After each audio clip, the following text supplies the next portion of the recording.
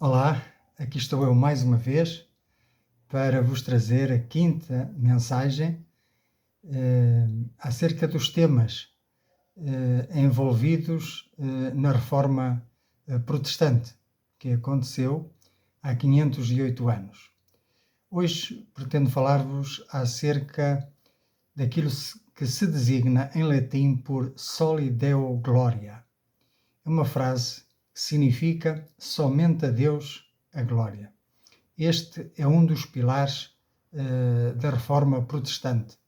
Este princípio teológico afirma que toda a glória deve ser dada exclusivamente a Deus, não ao homem ou a qualquer outro ser. A frase reflete a crença de que a salvação e todas as outras bênçãos são concedidas pela graça divina e, portanto, para a honra, para a glória e para louvor de Deus, porque nada é nosso. Eu nada sou, nada tenho e nada posso fazer. Tudo vem de Deus. Ele é o Criador e o sustentador de todas as coisas.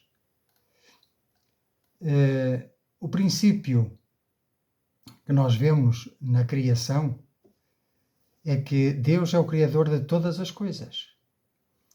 E tudo o que existe foi criado para louvor da sua glória, para que ele seja louvado, para que lhe seja dada honra e glória e louvor.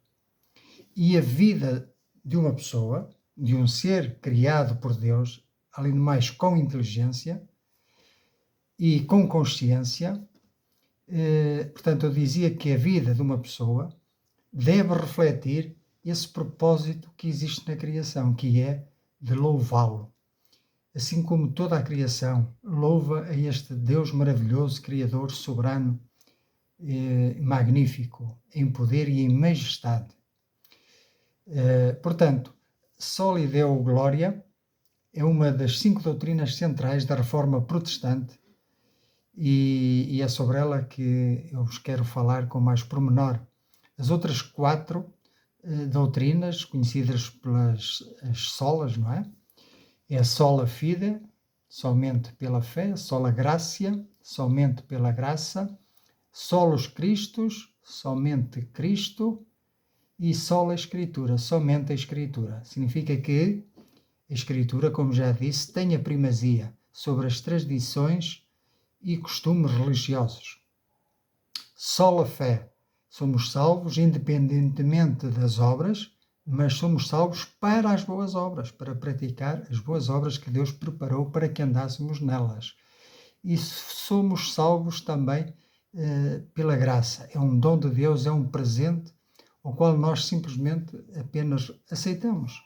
Esse presente não temos que comprar, não temos que pagar nada, nem é fruto do mérito próprio. E somente Cristo, como mediador entre Deus e os homens, Ele que é Deus e homem, pode perfeitamente interceder em nosso favor diante do Pai. Este princípio de Soli Deo Gloria, a Deus toda a glória, vem pôr a claro que não devemos reservar nenhuma glória para nós. Temos até exemplos na Bíblia em que homens que foram elogiados por outros homens e tidos como deuses aqui na Terra, tais homens que receberam esses elogios, não deram glória a Deus, e a sua sentença foi a morte. É um caso muito sério, devemos dar glórias a Deus. E, portanto, este princípio opõe-se à autoglorificação.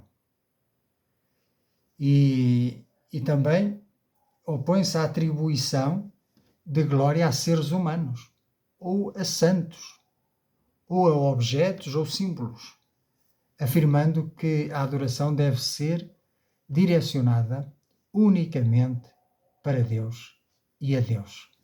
Ele é o único que merece a adoração, a honra, a glória e o louvor. Uma curiosidade, o artista Johann Sebastian Bach usava nas suas obras as iniciais S.A. D.G., que é as iniciais de Soli Deo Glória. Somente demos glória a Deus, ou seja, aquilo tudo que fazemos deve ser para a glória de Deus. Devemos, como cristãos, viver para a glória de Deus. Viver segundo este princípio significa reconhecer que Deus é a origem de tudo e priorizá-lo em todas as áreas da nossa vida, desde as atividades diárias até aos grandes propósitos. Em tudo aquilo que fazemos, devíamos pensar: será que isto glorifica a Deus? Ou glorifica-me a mim próprio? Glorifica o ser humano? É um assunto sério. Dar glórias a Deus. Não reter para nós aquilo que não nos pertence. E eu queria meditar convosco num texto bíblico para vocês verem a seriedade desta questão, que se encontra em Romanos, no capítulo 1, e vamos a principiar no versículo 18. E diz assim a palavra de Deus: porque do céu se manifesta a ira de Deus sobre toda a impiedade e injustiça dos homens que detêm a verdade em injustiça. Fica aqui claro o primeiro ponto, que é este: Deus é amor, é misericordioso, é gracioso, mas Ele também é justo. E, portanto, Ele não pode inocentar o culpado, nem culpar o inocente. Ele tem que exercer justiça. Porquanto o que de Deus se pode conhecer, neles se manifesta. Neles em quem? Naqueles que detêm a verdade de Deus em injustiça, ou seja, daqueles que resistem a Deus. Porquanto o que de Deus se pode conhecer, neles, ou seja, naqueles que resistem à verdade de Deus, neles se manifesta porque Deus lhe manifestou. Porque as suas coisas invisíveis, a sua criação, a criação de Deus, desde a criação do mundo, tanto o seu eterno poder como a sua divindade se entendem e claramente se veem pelas coisas que estão criadas para que eles fiquem inexcusáveis. A palavra de Deus diz-nos claramente que a criação revela para nós os atributos de Deus, da omnipotência, da omnissapiência, da soberania de Deus, o Criador. Então, todos ficamos inexcusáveis, porque Deus se revelou, e Deus se revela. Há várias formas de Deus se revelar: através da natureza, revela-se através da tua e da minha consciência, e revela-se também através da palavra. Porquanto, tendo conhecido a Deus, veja aqui a questão, tendo conhecido a Deus, não o glorificaram como Deus, e nem lhe deram graças, mas em seus discursos se desvaneceram, e o seu coração insensato se obscureceu. Dizendo-se sábios, tornaram-se loucos, e mudaram a glória do Deus incorruptível em semelhança da imagem do homem corruptível, e de aves, e de quadrúpedes, e de répteis. Pelo que também Deus os entregou às concupiscências do seu coração, à imundícia, para desonrarem o seu corpo entre si. Pois mudaram a verdade de Deus em mentira e honraram, e serviram mais a criatura do que o Criador, que é bendito eternamente. Amém. Este é um assunto sério que eu deixo para você meditar. A quem tem dado honra e glória? A uma imagem de escultura? A um homem? A um objeto? A um talismã? A um amuleto?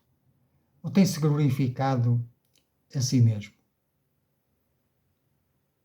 Olhemos com seriedade para este tema e saiba também uma coisa, que nós fomos criados com um propósito, para a glória de Deus, para honrá-lo, para servi-lo. Ele se alegra quando nós manifestamos no nosso dia-a-dia o seu caráter de amor, de paz, de alegria, de concórdia, de misericórdia, de compaixão. Nós fomos chamados para refletir a sua imagem e dessa forma lhe darmos glória. Mas para isso precisamos do Senhor Jesus na nossa vida, porque nós, homens carnais como somos, sujeitos inclinados para o mal, com desejos pecaminosos, dificilmente conseguiremos sozinhos agradar a Deus. Precisamos de pedir-lhe, humilhar-nos diante dele e pedir-lhe que ele venha em nosso auxílio, que ele mude, que ele nos transforme, que ele lime o nosso caráter, as arestas da nossa vida, para que lhe possamos agradar sempre e em tudo. Que Deus seja contigo, que Deus te abençoe e juntos glorifiquemos a Deus.